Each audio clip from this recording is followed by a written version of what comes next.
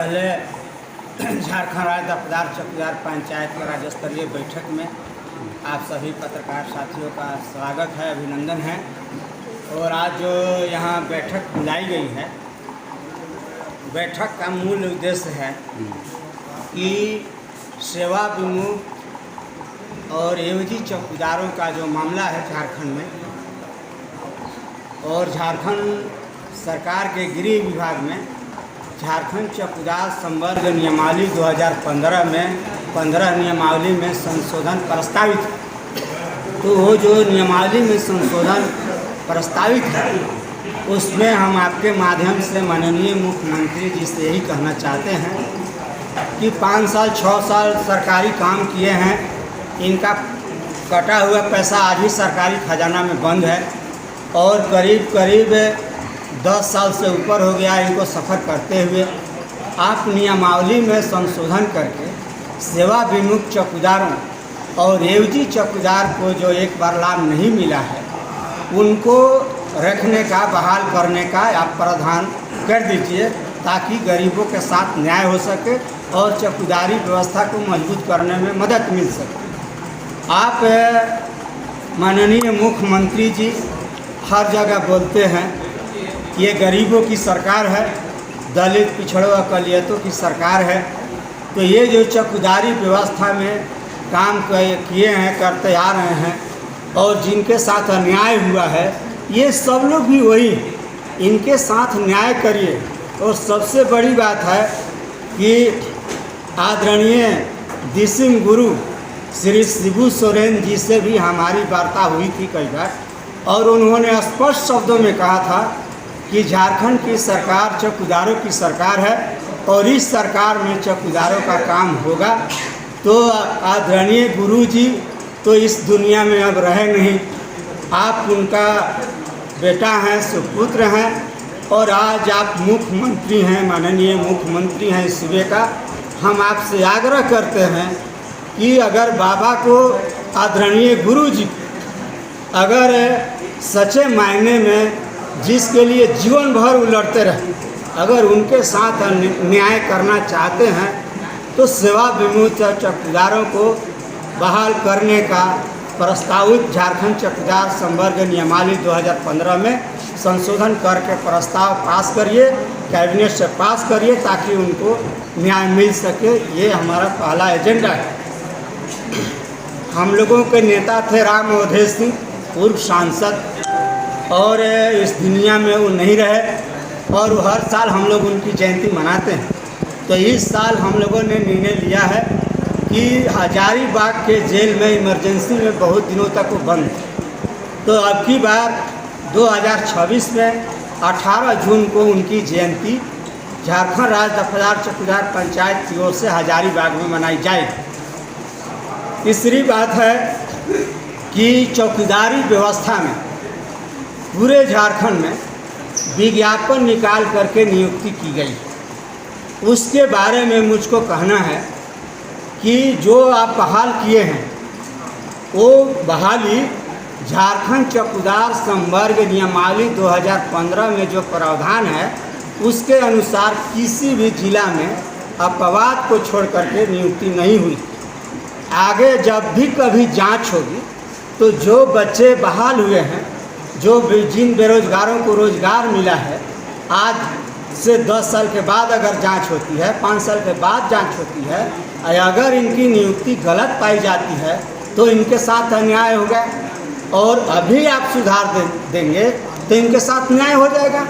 जो लोग नए व्यवस्था में आए हैं, हमारा उनसे कोई विरोध नहीं है, क्योंकि मेहनत करके आए, परीक्षा दे के आए। लेकिन हम इतना ही कहना चाहते हैं माननीय मुख्यमंत्री जी से कि आपने झारखंड चौकीदार संवर्ग नियमावली 2015 में संशोधन करके ये नहीं कहा कि बीट से बाहर के लोग बहाल होंगे, जिला के कहीं के लोग भी बहाल होंगे। प्रावधान आपने नहीं किया। आपने नियमावली में प्रावधान किया कि जिस बीट में जिस चौकीदार की नियुक्ति होगी, उस बीट का अस्थायी निवासी होना अनिवार्य होगा। और यहाँ दूसरे प्रखंड के लोग बहाल हुए हैं। यही नहीं, घर जहाँ है वहाँ नियुक्ति चौकीदार की नहीं हुई, 70 किलोमीटर दूर ले जाकर के नियुक्ति हुई। मेरे पास पैरवी आया था और उन्होंने अनुरोध किया था कि सर मेरा घर है गिद्धौर अंचल में, चतरा जिला का, और मेरी नियुक्ति करके भेज दिया गया है प्रताप, हम क्या चौकीदारी करेंगे। तो समय है माननीय मुख्यमंत्री जी, गरीबों का दर्द समझिए। ये गरीब लोग हैं, किसान के बेटे हैं, इनको आप बहाल किए हैं, अगर अन्याय होगा तो संभालना मुश्किल होता है।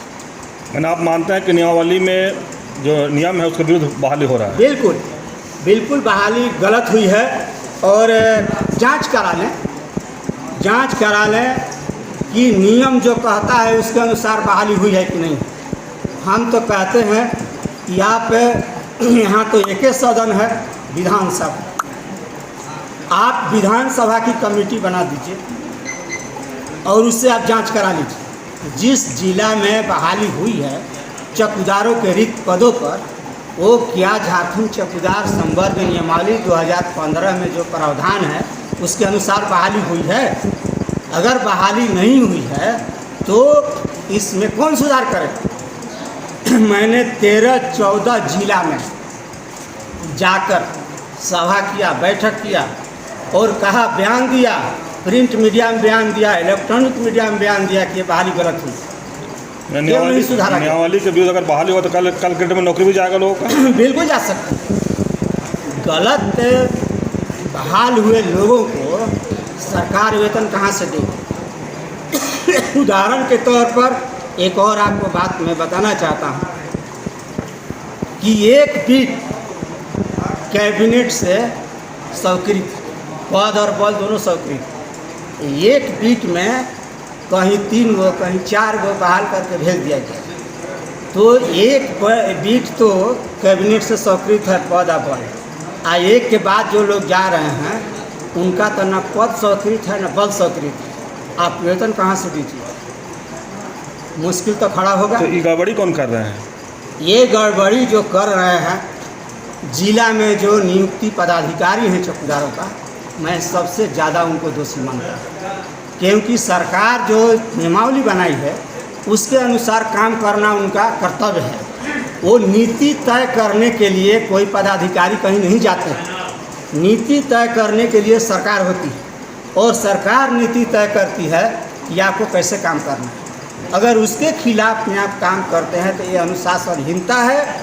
और मैं आपके चैनल के माध्यम से माननीय मुख्यमंत्री जी से मैं कहना चाहता हूं और मांग करता हूं कि जिस जिला में झारखंड चौकीदार संवर्ग नियमावली 2015 के अनुसार नियुक्ति नहीं हुई है, वहाँ के नियुक्ति पदाधिकारियों पर सख्त कार्रवाई की जाए। आप लगातार आवाज़ उठाते रहते हैं, लेकिन आपकी बातों को क्यों नहीं सुना जा रहा है सरकार में? देखिए, संविधान, भारतीय संविधान के तहत जो हमको अधिकार मिला है उसके तहत हम काम करते हैं। आप लोग जानते हैं, मैंने एक बार राजभवन पर 1 महीना धरना प्रदर्शन किया था, ये 2023-24 में। फिर राजभवन पर मैंने 20 दिन धरना दिया।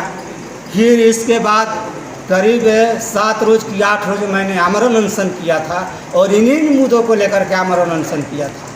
अगर सरकार के यहाँ हमारी आवाज़ नहीं पहुँच रही है तो हम समझते हैं कि सरकार अपने कान में तेल डाल करके बैठी है और उनका जो एजेंसी है उन तक पहुँचाने वाले सूचना जो एजेंसी है वो एजेंसी नाकामयाब है। क्योंकि सड़क पर हम बोलते हैं, अगर गलत बोलते हैं तो मैं आपके चैनल के माध्यम से सरकार को मैं कहना चाहता हूं कि हम पर तुरंत FIR किया जाए। अगर मैं गलत बोल रहा हूं तो तुरंत FIR किया जाए, और नहीं तो अगर गलत नियुक्ति किए हैं जो नियुक्ति पदाधिकारी उन पर FIR किया जाए। जो आप आरोप लगा रहे हैं, क्या उसका लिखित जो है दिए हैं कहीं? देखिए, लिखित मैंने कई बार दिया है मांग पत्र के माध्यम से, और 18 मार्च को ही माननीय मुख्यमंत्री जी से हम मिले थे। विधानसभा, झारखंड विधानसभा का जो उनका कक्ष है उसमें हमारी मुलाकात हुई थी और उसमें मैंने सब लिख करके दिया था कि आप नियमावली में संशोधन करिए और जो ये बहाली हुई है, गलत बहाली हुई है, जो देखिए सबसे बड़ी बात है कि जिसको नौकरी मिल गई, जैसे मिल गई, सोचते हैं कि हम बहाल हो गए। लेकिन जो कायदा कानून है, अगर उसको कोई ताक पर रख करके काम करता है तो आज तो कौन भुगत रहा है। 450 चौकीदार झारखंड में जो 5 साल 6 साल सरकारी सेवा काम किए हैं नियमित रूप से, उनको तो आपने हटा दिया, कह के गलत की गलत पाली हुई। ये जो बहाल किया गलत, उन पर आपने आज तक क्या किया? क्यों नहीं उन पर कार्रवाई? तो खाली गरीबे पर चाबुक चलेगा, अमीर पर चाबुक नहीं चलेगा।